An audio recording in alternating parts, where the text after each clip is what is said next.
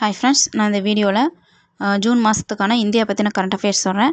எங்களுடைய டிஎன்பிஎஸ்சி தொடர்பான மற்ற வீடியோ உங்களுக்கு வேணும்னா கீழே டிஸ்கிரிப்ஷனில் உள்ள பிளேலிஸ்ட் லிங்கை கிளிக் பண்ணுங்கள். எங்களுடைய வீடியோ உங்களுக்கு யூஸ்ஃபுல்லாக இருந்துச்சுன்னா கண்டிப்பாக மற்றவங்களுக்கு ஷேர் பண்ணுங்கள். நாங்கள் போடுற வீடியோ உங்களுக்கு நோட்டிஃபிகேஷனில் வரணும்னா எங்களுடைய சேனல் சப்ஸ்கிரைப் பண்ணிவிட்டு பக்கத்தில் இருக்கிற பெல் ஐக்கானில் ஆளுங்கிற ஆப்ஷனை கிளிக் பண்ணிக்கோங்க. 53வது ஜிஎஸ்டி கூட்டம், ஜிஎஸ்டி கவுன்சிலின் கூட்டம் எங்கே நடந்திருக்குன்னு பார்த்தோம்னா புதுடில்லியில் நடந்திருக்கு. அந்த கூட்டம் மத்திய நிதியமைச்சர் நிர்மலா சீதாராமன் அவங்க தலைமையில் தான் நடந்திருக்கு. ஜிஎஸ்டி கவுன்சிலின் 53வது ஆலோசனை கூட்டம் புதுடில்லியில் நடந்திருக்கு. இதில் பார்த்தோம்னாக்கா அந்த கூட்டம் நடந்து முடிஞ்சதுக்கப்புறம் எதுக்கெல்லாம் ஜிஎஸ்டி விலக்கு அளிச்சிருக்காங்க அப்படின்ட்டு நிர்மலா சீதாராமன் சொல்லியிருக்காங்க. எதுக்குன்னு பார்த்தோம்னாக்கா ஃபஸ்ட்டு ரயில் நிலையத்தில் எடுத்துக்கிட்டோம்னாக்கா ரயில் நிலைய அந்த நடைமேடை டிக்கெட் இருக்குல்ல அதுக்கு விலக்காம் ஃபஸ்ட்டு. அடுத்து பார்த்தோம்னாக்கா அந்த பயணிகள் ஓய்வெடுக்கும் அறைகள் அதுக்கு விலக்கு. மூன்றாவது அங்கே வருதுல பேட்ரி கார், ரயில் நிலைய நடைமேடைகளில் வரக்கூடிய பேட்ரி வாகனங்கள் இதுக்கெல்லாம் வரி விலக்கு அளிக்கப்பட்டிருக்கிறதா சொல்லியிருக்காங்க. அடுத்து பார்த்தோம்னா தங்கும் விடுதிகள், அதாவது ஹாஸ்டல்ஸுக்கு சொல்லியிருக்காங்க. ஸ்டூடெண்ட்ஸ் படிக்கிறாங்கள அவங்க, அதாவது ஸ்கூல் இல்லாமல் வெளியில் அங்கே பார்த்தோம்னாக்கா மாணவர் விடுதிகள் மற்றும் அவங்களுக்கு வழங்கப்படுற உணவகங்கள் இதுக்கெல்லாம் ஜிஎஸ்டி விலக்கு கொடுத்துருக்காங்க. அதாவது ஸ்கூல் இல்லாமல் ஸ்கூலுக்கு வெளியில் மாணவர்கள் தங்கி படிக்கக்கூடிய ஹாஸ்டல்ஸ் ப்ளஸ் அவங்களுக்கு அவங்களுக்காக செயல்படுற உணவகங்கள் இதுக்கெல்லாம் ஜிஎஸ்டி விலக்கு கொடுத்துருக்காங்க. இதுக்கும் ஒரு 2 கண்டிஷன் கொடுத்துருக்காங்க. என்ன கண்டிஷன் அப்படின்னு பார்த்தோம்னாக்கா சராசரியாக ஒரு மாதத்துக்கு பார்த்தோம்னாக்கா ஒரு நபருக்கு 20,000 வாங்குகிற விடுதிகளுக்கு தான் இது பொருந்தும். அதே போல் பார்த்தோம்னாக்கா மாணவர்கள் குறைந்தபட்சம் அந்த ஹாஸ்டலில் 3 மாதம் தங்கி இருக்கணும். இந்த மாதிரி கண்டிஷன்ஸ் இருந்தால் தான் இந்த விலக்கு செயல்படுத்த முடியும். அடுத்து பார்த்தோம்னா பால் வணிகர்களுக்கு அவங்களுக்கு என்ன சொல்லியிருக்காங்கன்னு பார்த்தோம்னாக்கா பால் வணிகர்கள் பயனடையும் வகையில் அனைத்து பால் கேன்களுக்கும் பார்த்தோம்னாக்கா ஒரே சீராக 12% ஜிஎஸ்டி வரி விதிக்கப்படணும் அப்படின்ட்டு கவுன்சில் பரிந்துரைச்சிருக்கு.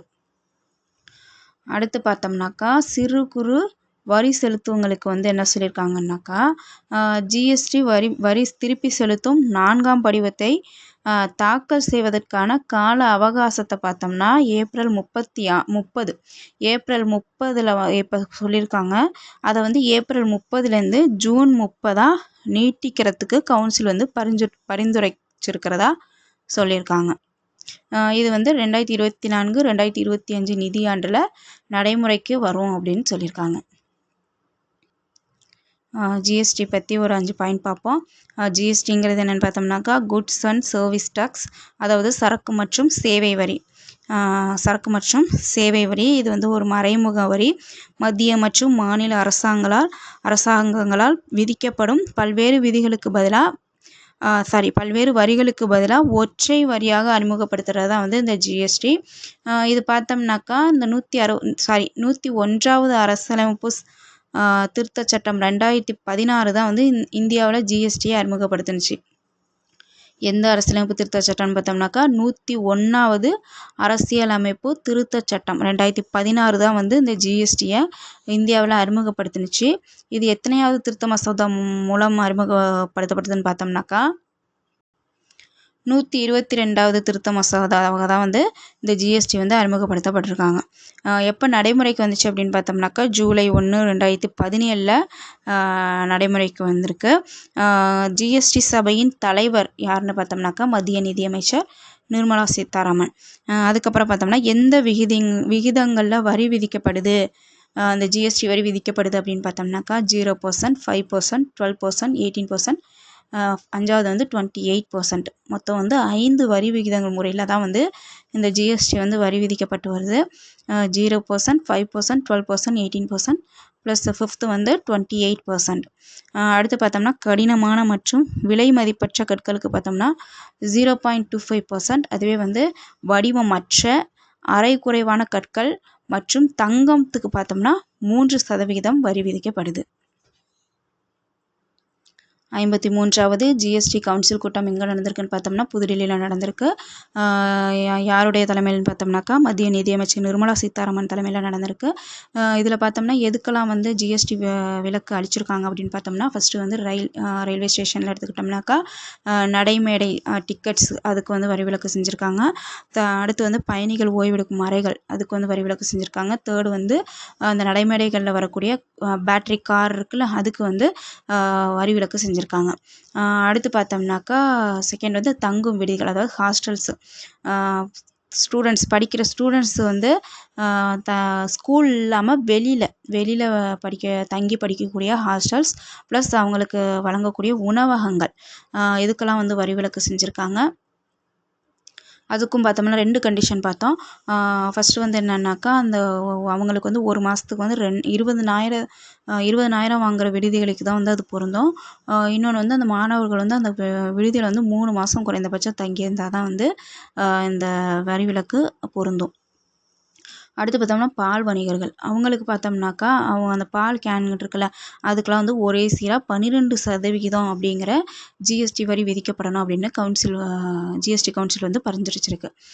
அடுத்து பார்த்தோம்னா சிறு குறு வரி செலுத்துவங்களுக்கு அவங்களுக்கு என்ன சொல்லியிருக்காங்கனாக்கா அவங்க வந்து வரி திருப்பி செலுத்துதல் அப்படிங்கிற 4ஆம் படிவத்தை வந்து தாக்கல் செய்வதற்கான கால அவகாசத்தை ஏப்ரல் 30லேருந்து ஜூன் 30க்கு நீட்டிக்கிறதுக்கு பரிந்துரை செஞ்சுருக்காங்க. இது வந்து இப்போ 2024 2025 நிதியாண்டு முதல் நடைமுறைக்கு வரும் அப்படின்னு சொல்லியிருக்காங்க. அடுத்து கரண்ட் அஃபேர் பார்த்தோம்னா அரசு அலுவலகங்களில் அம்பேத்கரோட படம் கட்டாயம் அப்படின்ட்டு எங்கே சொல்லியிருக்காங்கன்னு பார்த்தோம்னா கர்நாடக மாநிலத்தில் சொல்லியிருக்காங்க. கர்நாடகாவில் இருக்கிற அனைத்து அரசு அலுவலர்கள் மற்றும் உதவி பெறும் கல்வி நிலையங்கள் அனைத்திலும் அம்பேத்கர் உருவப்படத்தை நிறுவணும் அப்படின்ட்டு அந்த மாநில முதல்வர் வந்து உத்தரவிட்டிருக்காங்க. இதை நம்ம எப்படி ஞாபகம் வச்சுக்கலாம்னா அம்பேத்கர் அவங்களுடைய படமாக அம்பேத்கர் மாநிலம் ஆரம்பிக்கிறதும் கர்நாடகா ஞாபகம் வச்சுக்கிட்டோம்னாக்கா அரசு அலுவலகங்கள் எல்லாம் அம்பேத்கரோட படம் கட்டாயம் அப்படின்ட்டு எந்த மாநிலத்தில் சொல்லியிருக்காங்கனாக்கா கர்நாடகம். கர்நாடகம் பற்றின ஒரு 3 டாபிக் பார்ப்போம், 3 ஜிகே பார்ப்போம். கர்நாடகாவோட தலைநகர் பார்த்தோம்னா பெங்களூர். கர்நாடக முதல்வர் வந்து சித்தாராமையா. கர்நாடக ஆளுநர் வந்து தவார்சந்த் கெலாட். அடுத்து பார்த்தோம்னா கர்நாடகமும் வந்து ஈரவை சட்டமன்றம் கொண்ட மாநிலம். ஈரவை சட்டமன்றம் கொண்ட மாநிலம் வந்து மொத்தம் 6ன்னு சொல்லியிருக்கோம். இதுக்கு வந்து நான் எப்படி ஞாபகம் வச்சுக்க சொல்கிறேன்னா தம்புங்கிறத ஞாபகம் வச்சுக்கிட்டோம்னா கேங்கிறது கர்நாடகா, டீங்கிறது தெலுங்கானா, ஏங்கிறது ஆந்திர பிரதேசம், எம்ங்கிறது மகாராஷ்டிரா, பிங்கிறது பீகார், யூங்கிறது உத்தரப்பிரதேசம்.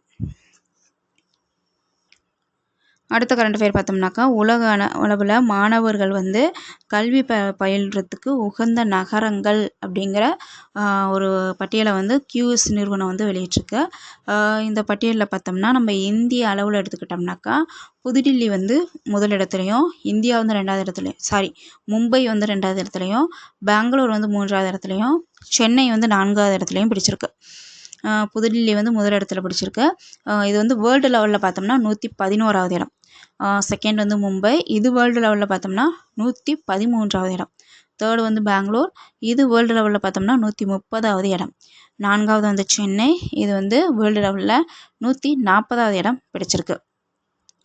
வேர்ல்டு லெவலில் ஃபஸ்ட்டு 3 இடம் பிடிச்சதை பார்த்தோம்னாக்கா லண்டன், 2வது வந்து ஜப்பான் தலைநகர் டோக்கியோ, 3வது வந்து தென்கொரிய தலைநகரம் சியோல். உலக அளவில் மாணவர்கள் கல்வி பயில்றதுக்கு உகந்த நகரங்கள் பட்டியலில் நம்ம இந்திய அளவில் ஃபஸ்ட்டில் வந்து புதுடில்லி, 2வது இடத்துல மும்பை, 3வது இடத்துல பெங்களூர், 4வது இடத்துல சென்னை.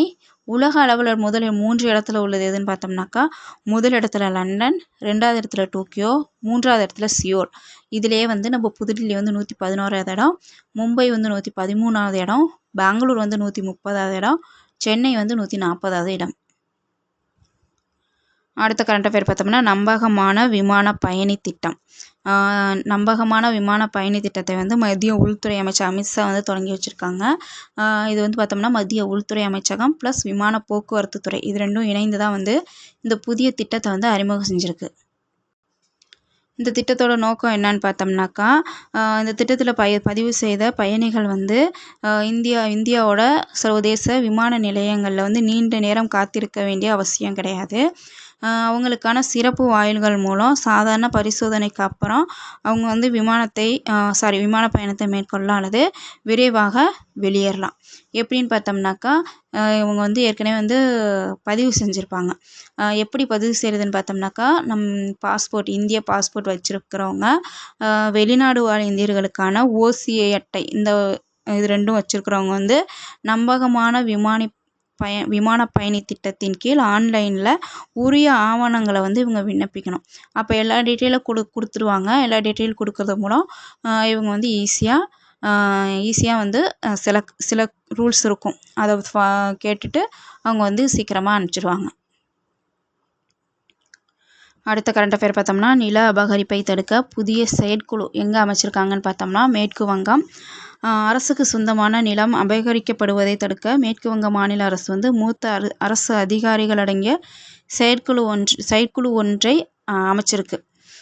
நில அபகரிப்பை தடுக்க புதிய செயற்குழு எங்கே அமைச்சிருக்காங்கன்னு பார்த்தோம்னா, மேற்கு வங்க மாநிலத்தில்.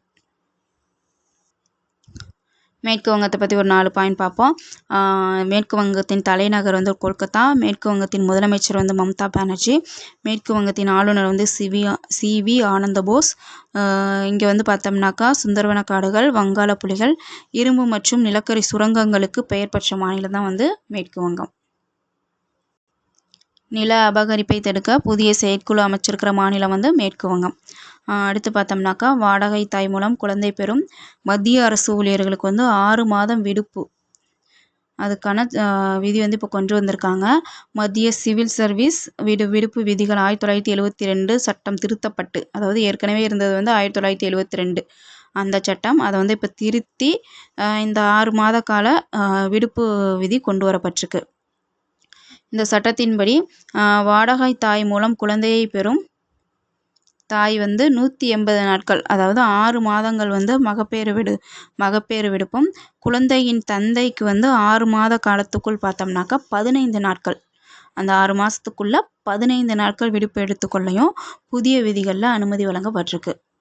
அதாவது வாடகை தாய் மூலம் குழந்தை பெற தாய்க்கு வந்து 6 மாத விடுப்பு, தந்தைக்கு வந்து அந்த 6 மாதத்துக்குள்ளே 15 நாட்கள் விடுப்பு எடுத்துக்கலாம்.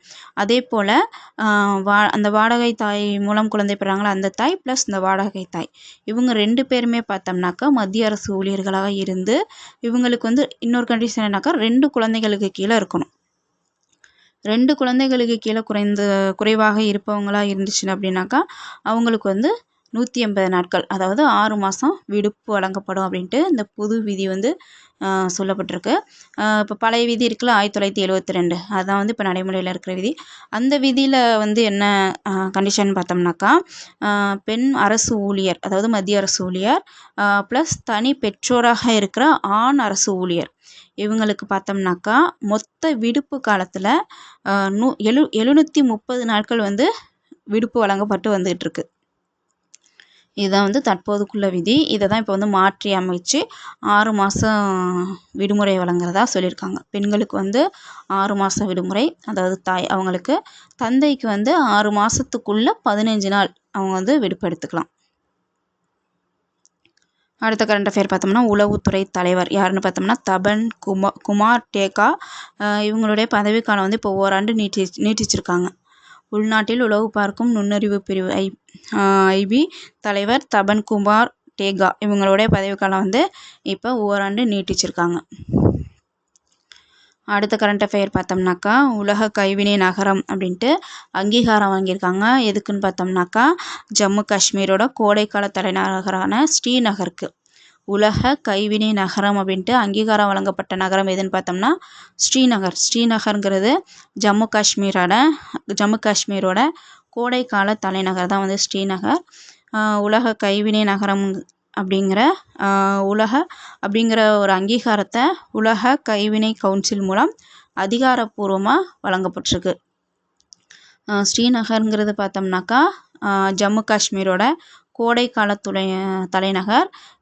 ஜம்மு வந்து ஜம்மு காஷ்மீரோட குளிர்கால தலைநகர். ஜம்மு காஷ்மீருக்கு வந்து 2 தலைநகர் இருக்கும் அப்படின்னு நம்ம பார்த்துருக்கோம். ஜம்மு காஷ்மீரில் கோடைக்கால தலைநகர் எதுன்னு பார்த்தோம்னா ஸ்ரீநகர், குளிர்கால தலைநகர் எதுன்னு பார்த்தோம்னாக்கா ஜம்மு.